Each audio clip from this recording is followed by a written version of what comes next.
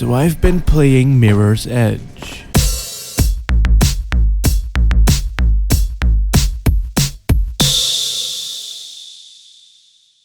The year is 2000X. A big evil corporation called EA has taken over the world.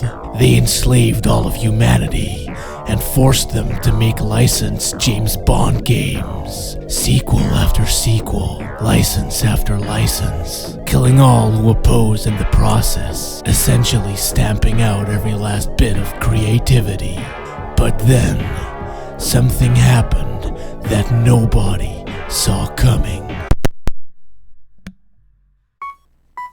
They actually made a bunch of original games. I don't know why, I guess they just got bored or something, or maybe it just wasn't lucrative anymore. I mean, Medal of Honor was slowly petering out, and apart from the diehard fans, most people were starting to see through the transparency of series like Madden and FIFA. Still, I'm not sure what exactly happened, but in a way, they almost had a kind of renaissance. Series like Dead Space, Mass Effect, and Dragon Age all just kind of happened mostly out of nowhere. Of course, it wouldn't take long for those series to be milk drier than Game Grumps, but it was still quite a strange thing to have happen. This once big bad evil company all of a sudden didn't seem all that bad anymore. They took some chances and chose to innovate. A survival horror game set in space? Sure, why not? A homoerotic sci-fi sex simulator? Sure, go right ahead. A Battlefield spin-off that's actually a fun comedic single-player adventure? Fuck yeah! A first-person shooter with a female protagonist?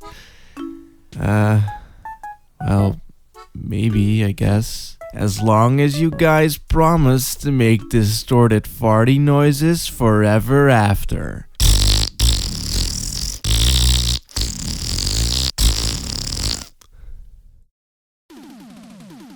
The story of Mirror's Edge takes place in an unnamed city. A city filled with corruption, poverty, apparently, and also corruption. The corrupt government controls the flow of information through corruption, effectively corrupting all information. And so, a group of people called runners have taken to the streets to deliver packages and messages free from the corruption of the corrupt government. Our protagonist, Faith, is one of these so-called runners. However, Faith kinda gets caught right in the middle of some pretty corrupt mayoral elections. So she has to uncorrupt these corruptions by getting out of her seat and jumping around. And that's pretty much it. The story is very thin and it doesn't really go anywhere or do anything memorable. It's just there as a way to give shit context, and in that sense it does an okay job. But the game does have cutscenes though. Oh boy. Now, just to be clear on this, I don't have anything against stylish art styles. In fact, I prefer them over the realistic looking graphics you often tend to see in modern Western made games. And I do think that the game's overall art direction is pretty awesome as well. And I know shit like this is largely subjective and opinions, assholes, etc. But the animation work in these cutscenes just isn't very good. It kinda reminds me of early Flash animation, but just with a slightly higher budget. Like, all of the walking animations just look kinda ridiculous. Most of the facial animations just look off. And a lot of the time, the characters just look freakishly disproportionate at seemingly random intervals and angles. The only thing that kinda looks good in these are the overview shots you get of the city. These look stylistically consistent, but just a bit less barren than the actual in-engine stuff tends to look. Which is nice, and it at least gives the impression that human beings do actually inhabit this city. But that still doesn't take away from the fact that these just look rushed, as it almost seems as if the game wasn't really meant to have a story, or at least it wasn't taken into consideration until late into its development. The same can be said about the voice acting and writing as well. Shit just feels a tad bit rushed. Happy hunting, Faithy! I do really like the game's art style though. It's a rather unique display of a dystopian city, as it looks more like a utopian city and nothing much else. No Midgar-like slums or Mad Max-like deserts, no mohawks and eye patches, only sweatpants, sneakers, and tank tops. Also, the supposed poverty isn't really shown ever. In fact, outside of the angry dudes that shoot at you, no one is ever seen ever. Well, there are one or two roads with cars that at least hint at civilization, but otherwise it's a completely empty, clean, serene city. And I fucking love it. I mean, aesthetically it looks great, and I can't really say that there's anything that looks quite like it, especially back when it came out. It doesn't at all look like your standard cyberpunk fare, which is, believe it or not, pretty fucking rare. And, perhaps more importantly, it's also designed in a way that it almost always seems to put gameplay first. Now, it's no secret that first-person platforming isn't very beloved by the gaming community. I mean, in most first-person games, especially before Mirror's Edge came out, you weren't able to see your own body. So, you had a pretty poor reference as to where exactly you were positioned in regards to small platforms, which made doing things like moving up to ledges or making precise jumps a bit precarious to do. Not to mention the fact that a lot of first-person shooters from the early 2000s and late 90s were filled to the brim with awkward platforming. So, a lot of people had pretty much lost faith in it, and it got pretty much discarded as a possibility. But then, EA rose from the depths of hell itself, fire smoldering, smoking, and the ground shattering as the developer took to the skies and said, "Yeah, I think we could do it, yeah."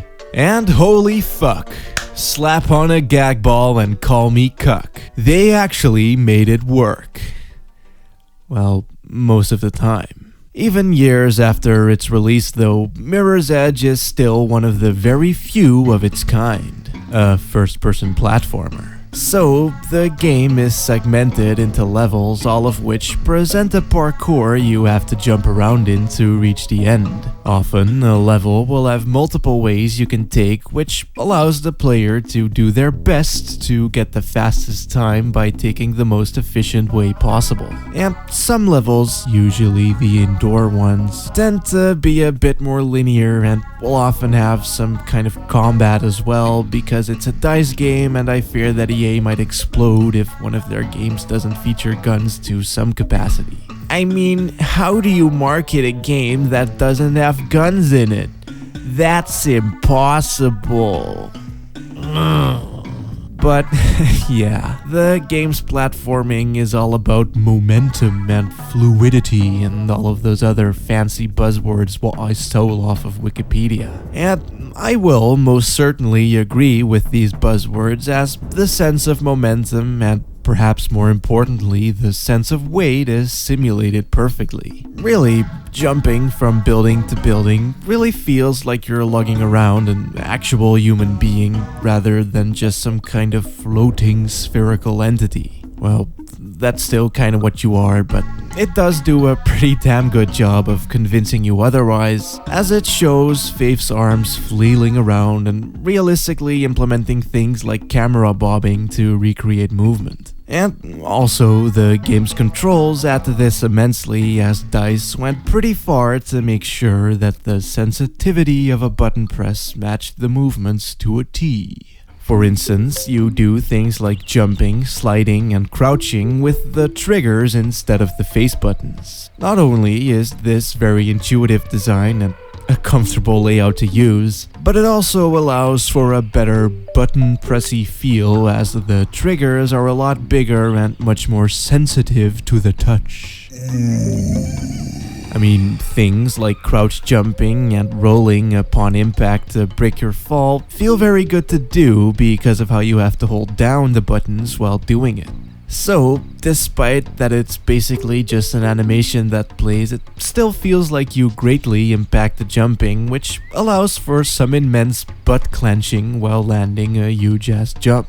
If anything, I'd say that it's kinda like how you jump farther in the original Mario games by holding down the button of jumpage. It's a very basic principle, but given how often I see games fuck it up instead of nailing it, I'm going to assume that it's a very hard thing to pin down. And Mirror's Edge certainly does. Apart from just the controls though, I'd say that the visuals and sound design also add to this immensely. I mean, things like the sound of wind rushing past your face as you jump, or how the edges of the screen blur slightly when you run fast. Shit like that is pretty amazing, and it's rare to see kinesthetic design done this well. For instance, this is one of the few games that legitimately gave me a sense of vertigo.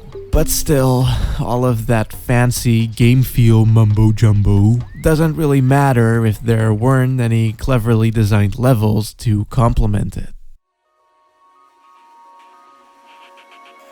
And luckily, the level design is pretty fucking great, though not completely without issues. But, as I said just a few minutes ago, and perhaps more importantly, it's also designed in a way that it almost always seems to put gameplay first. What I meant with that is that the minimalistic art style makes it so that a game like this can function as the screen isn't cluttered with distracting bullshit. Something that really shows this is a mechanic called runner vision. Runner vision highlights certain objects in red, like a climbable rail or a pipe. This, contrasting with the really bright and clean white buildings, makes it rather easy to find things while running at high speeds. And while relying on this at all times isn't really the best way to play this, it does highlight how much thought went into the placement of every single object and obstacle in this game. Like I said before, most levels will have multiple paths to take, and each one of these paths has been set up in a way that once you get the hang of the controls, you'll be able to keep stringing together jumps as if they were combos in a well-designed action game. Never losing momentum, always moving ahead, until, well, combat happens. Now, I will admit that the basic hand-to-hand combat stuff is a fairly good idea. It takes the jumping mechanics like the crouch jumping and adds the ability to kick or punch while you execute them. It actually feels pretty good to do, and it works intuitively enough. The problem is that just about everyone you fight has a gun. So, all of the combat turns into you dismantling soldiers. The dismantling in question is done by doing a timed button press. When their weapon flashes red, you press the triangle button to trigger a takedown animation thingy. Which, to me, doesn't feel satisfying at all and just kinda quick-timey and patronizing. It disrupts the flow of the gameplay overall as it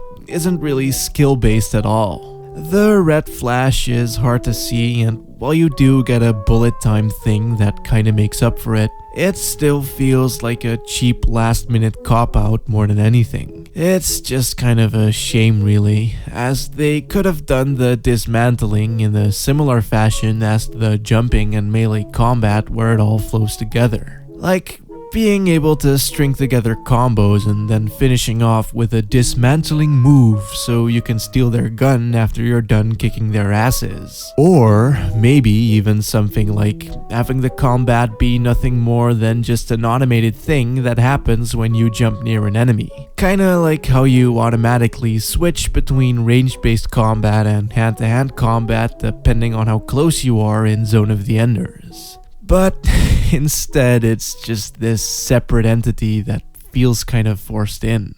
Now, I do realize that you're supposed to run away from the angry shooting men most of the time, and I actually think that being shot at while doing the platforming is pretty great as it only adds to the amount of clench. But there are places where it'll either force you to clear a room before you're able to leave, or they just make it very hard to get past them without fighting. Which is just kind of a shame.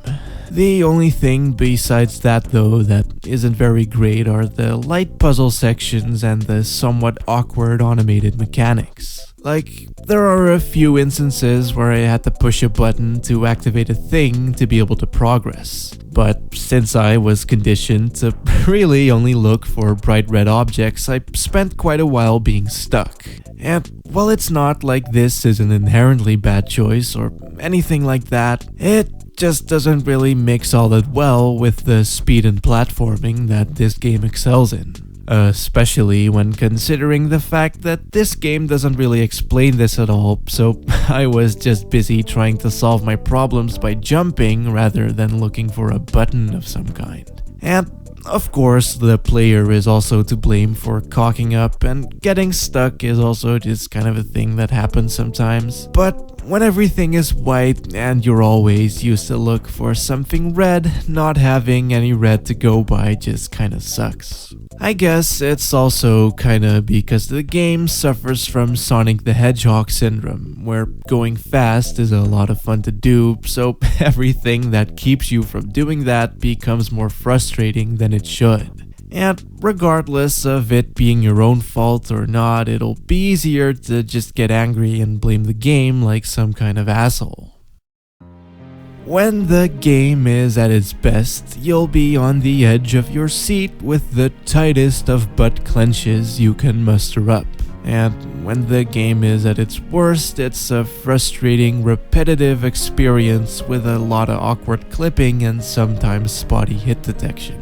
Though I'd say that the first most definitely outweighs the latter.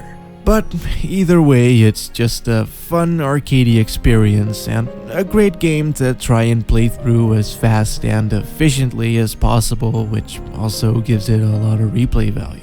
Especially because of the added time attack mode, which skips all of that pesky combat and story bullshit and just gives you straight up parkour courses to do as fast as possible. These are shorter levels designed specifically for that purpose, and I spend hours upon hours playing these back in the day. And while I do think that the set pieces in the actual campaign are much more interesting, this mode is probably the better gameplay experience overall. As a whole though, I'd say that the game is far from perfect, as it does have some pretty questionable design choices and it sometimes borders on tedium. But it does show promise, which is why a lot of people are so excited about its sequel. Although they did say that it'll likely be an open world game, which kinda breaks the whole excellent level design thing that makes this game as great as it is. So until I can play it myself, I will remain skeptical.